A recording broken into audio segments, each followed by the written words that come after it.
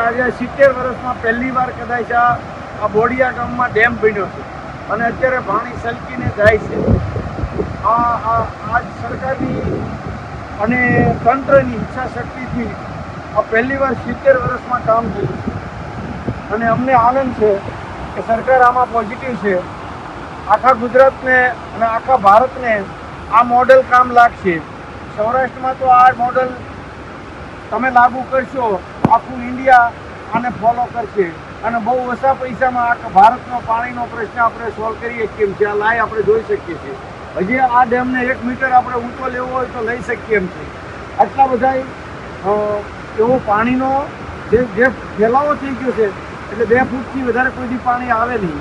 અને પાળા હજી બી પાળા તમે જુઓ તો 2-3 મીટરના પાળા બે બાજુ ખેત સુધી છે. એટલે આને ઊંચો લઈને હજી વર્ષે અનુભવ કરતાં એની ક્ષમતા વધારતા જાય, ફૂટ ઊંચો લેતા તો પણ થઈ શકે એવું છે. આ સરસ મોડલ છે અને આ સરસ આશીર્વાદ મળશે. આ એક ઇતિહાસ બની જશે. Thank you very much.